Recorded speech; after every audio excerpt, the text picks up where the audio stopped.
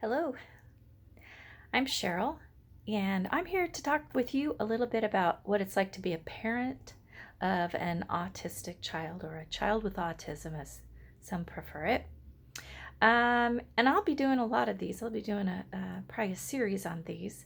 So tune back in if you like, and be sure to hit the like button and subscribe and share and comment. And maybe share some of your stories in the comments so that we can keep in touch. Let me start out by saying my son, he's right now, he is 20, he'll be 26 years old in a month. He was born in 1994, and by the time he was about 4 months old, he was my fourth child. So I already had three daughters. I already knew from working in the field of child development, I already knew a lot about how he should be developing, and especially because of my three daughters. But at about 4 months, I noticed that there was something different about him. Now, because he was a boy, everybody's, oh, he's a boy, they develop differently, things are slower, all of those types of comments. And I took those in, but I also knew that there was just something different. And he started having seizures of some sort. I immediately knew that's what it was, but it wasn't like a seizure that you would recognize or know. It's what they now I know what they're called. It's called a Salom seizure, and it looked like he was doing a crunch sit up. And we had just introduced him to cereal at the time, rice cereal. So he was breastfeeding and eating rice cereal at 4 months old, and he's sitting up and cooing and doing most of the things that a normal baby would do. The only thing I noticed up to that point was that he didn't really give much eye contact. He'd catch your eyes once in a while and be real surprised, but it wasn't like the other girls who were very engaging, my other kids. So that was early on, I knew. And when I went to I called the doctor about the odd behavior that I thought was a seizure and took him in, and the doctor says, oh, well, he has an ear infection. We'll get some antibiotics. I'm sure that he's fine. I'm sure it's just he's fussy and he's probably clenching because it hurts. I'm like, okay, it's the doctor. You're supposed to listen to the doctor, right? So he prescribed the antibiotics. I'm sitting in the waiting room near the pharmacy, and all of a sudden I see the doctor coming out, and at the same time my son starts to have one of the episodes. And I said, doctor, he's doing it right now. Come watch and you can see what I'm talking about. Oh, Mom, stop worrying. Get those antibiotics. I'm sure he'll be fine. And he kept walking. I'm like, what?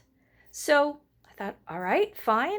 Get the antibiotics. We go home. And by the next day, he's having these episodes every 20 minutes, and they're lasting longer and longer. And he's crying. And it's just, I was frantic. So the next day I called and I told the medical group, I'm not going to mention them, I demanded to have him seen again. And I said, and I don't want Dr. So-and-so. So I really pushed and I was very angry. I took him back and I was sitting waiting for the doctor, and the door opens and here's this woman that's maybe 4 foot tall, if that, and she's walking kind of with a little bit of a rock to her, and she reminded me, her voice, her look, everything reminded me of the little psychic on what's that movie on oh gosh, anyway, the little psychic in the movie where the girl comes through the TV, or the monster comes through the TV. Gosh, I'm losing my train of thought. Mention in the comments. Remind me, because I can't think of it right now. Poltergeist. There it is. All right. So she was just like that little woman. And I remember he started having the seizure as she was there. She goes, oh, I know just what this is. She said, you don't worry at all, Mom. We've got this taken care of. She got on the phone. She called. She got a car for us. They drove us to the hospital, checked him in, checked me in, because I was breastfeeding, so I had to stay with him.